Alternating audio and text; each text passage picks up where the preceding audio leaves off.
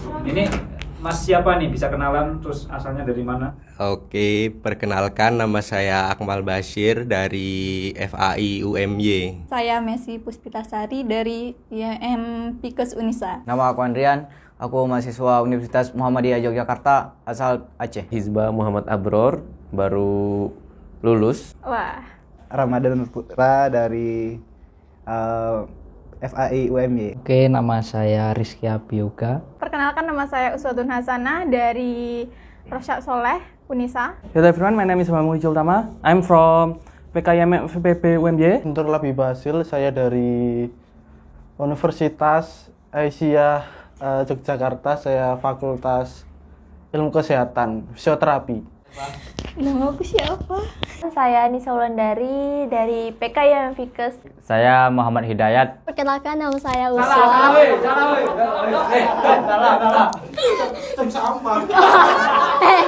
Nama lengkap Aulia Ramadhani. Irfan Nur Hasan, biasa disebut Hasan. Nama saya Kamaluddin Asluki, walaupun salah di akta, jadi Asluksi, tapi ya gak apa-apa. Saya dari Kulon Progo. Kuliah di Universitas Muhammadiyah Yogyakarta, di Fakultas Ilmu Kesehatan, Prodi Radiologi, asal Kalimantan Timur, Kota Balikpapan. Sekarang di cabang bidang tablik kajian keislaman. Masya Allah. Di sini mau ngapain, Mas? Aduh, ini ngobrol-ngobrol, Mas. Mas Kamal, udah pernah dengar nggak terkait RKUHP? Tahu? RKUHP. Iya. Pernah sih. Ya, pernah, Mas. Pernah. Aku kira nggak ada orang mungkin yang nggak pernah dengar tentang RKUHP yang memiliki banyak permasalahannya.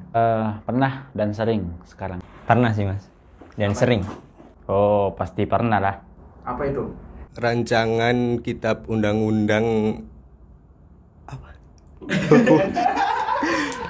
Ulangi, Mas. Ulang. RKUHP itu ini ya, rancangan Kitab Undang-Undang Hukum Pidana gitu. Itu singkatan dari rancangan K. Kitab Undang-Undang Hukum Pidana. Draft yang saat ini mungkin sering banget diperbincangkan sama teman-teman mahasiswa, juga teman-teman akademisi. Iya nggak, Mas? Iya. Oke. Rancangan yang kontroversial gitu di Indonesia. karena sekarang kan lagi panas-panasnya RKUHP ya. Dan alhasil banyak orang-orang yang tidak tahu awalnya menjadi tahu. Mulai dari pembicaraan kecil yang awalnya udah menjadi pembicaraan yang serius teman-teman mahasiswa dan juga teman-teman akademisi.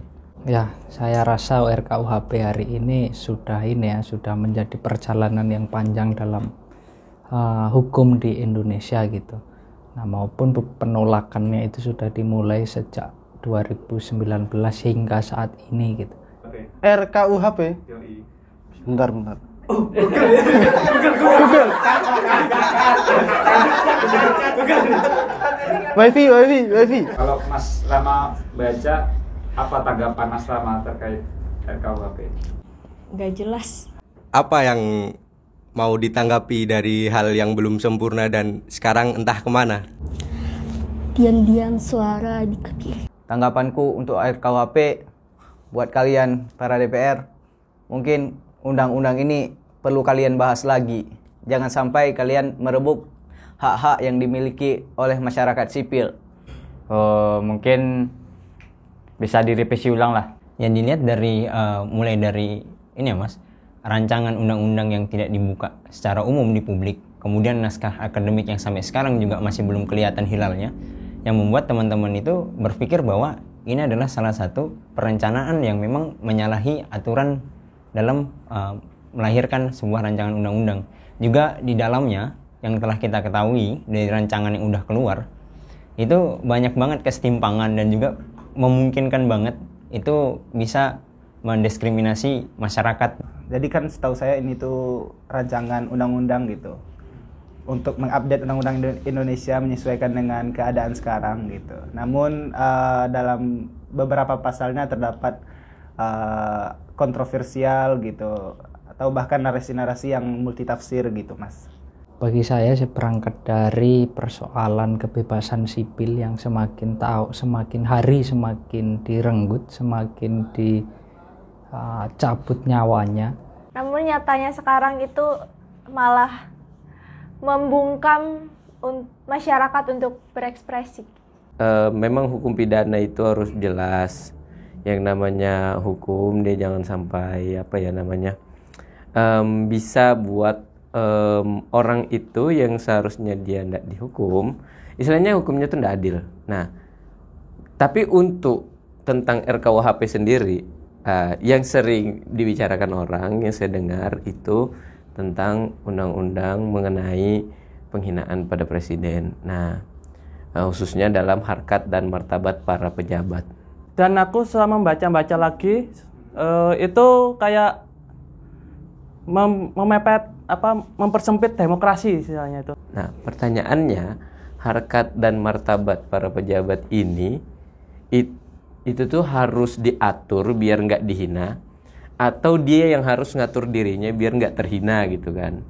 Nah, itu masalahnya. Jadi nggak ada tanggapan yang secara spesifik karena tadi kita bicara kalau naskahnya ini nggak tahu yang mana, nggak jelas dari dulu. Sebenarnya itu hal urgen gitu, hal urgen yang harus diperbaiki gitu kan. Cuman ada beberapa pasal-pasal yang sangat kontroversi gitu, seperti pasal 218, pasal 218 dan pasal 219, pasal 273, 219 nanti dibuka aja itu pasal apa itu. Hampir ada 70 pasal yang bermasalah. Pertama, pasal penghinaan presiden, penghinaan lembaga negara dan kekuasaan negara. Ini patut dipersoalkan menjadi sebuah undang-undang kolonialisasi terhadap demokrasi dan kebebasan berekspresi. Pertama, ketika spirit RKUHP itu adalah dekolonisasi, tetapi di dalamnya masih ada pasal yang terkait warisan dari kolonial, maka selama itu pula RKUHP tetap warisan dari kolonial. Pastinya banyak aspek yang dicantumkan dalam RKUHP itu tidak mencerminkan nilai-nilai konstitusi yang ada di Indonesia yang merebut hak-hak konstitusional dari setiap warga negara. Artinya kita untuk menyuarakan pendapat kita, untuk kemudian memiliki hak bersuara itu senantiasa dibatasi oleh pasal-pasal yang bermasalah, terutama adalah persoalan penghinaan terhadap kepala negara, yaitu presiden itu sendiri gitu. Gunakan idealisme bukan untuk mengisi perutmu, tapi untuk memperjuangkan hak rakyat yang ada di bawahmu, karena mereka yang mengutusmu ke sana.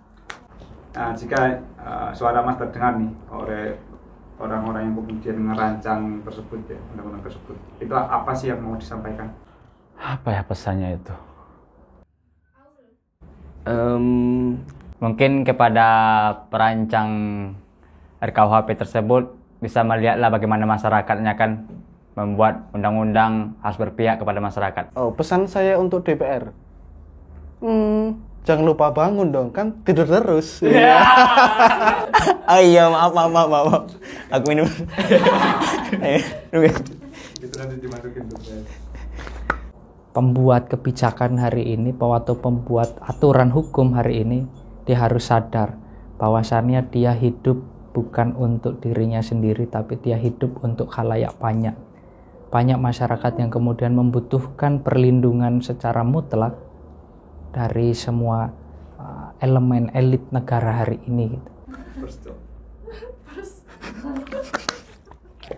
Pemerintah dan DPR harus melibatkan publik dan transparan, membahas dan menghapus RKUHP yang isinya itu banyak pasal-pasal yang bermasalah. Udah, itu aja. Sebagai seorang warga dan saya sebagai seorang muslim mungkin yang akan mengingatkan kepada muslim yang lainnya bahwa hidup itu cuma sementara dan apa yang kalian perbuat akan kalian pertanggungjawabkan. Periode itu nggak akan lama, tapi hidup sebagai rakyat itu bakal lama. Maka undang-undang itu diperlukan buat untuk rakyat, bukan hanya untuk golongan kalian saja. Jadi rancanglah undang-undang sesuai dengan kebutuhan rakyat, bukan kebutuhan kalian. Nah, artinya bagi saya kata-kata yang tepat untuk mereka adalah bangunlah dari tidurmu sebelum kebebasan itu mengguncang dirimu. Satu kata, blok. Stop kriminalisasi rakyat. Yuk bangun terus yuk gabung sama rakyat. Sering-sering buka dialog dengan masyarakat gitu Mas, baik di kampus dan lain sebagainya macamnya gitu. Harus bersikap terbuka, jangan ngaret dan jangan multitafsir. Mungkin buat yang merancang RKUHP ini tolonglah buka mata, buka telinga, jangan tuli, jangan buta. Jangan lupa kalau gaji Anda itu dari rakyat. Jangan lupa dengerin suara rakyat, jangan sikok bagi dua terus. Bagaimana untuk menjadi bijak sebagai seorang pemimpin? Karena di negeri ini yang hidup bukan hanya seorang dia yang punya jabatan, tapi kita-kita juga yang ada dan notabene sebagai masyarakat biasa. Kita bersyukur hidup diatur, tapi jika diatur yang seperti ini, siapa yang akan mensyukuri hal itu?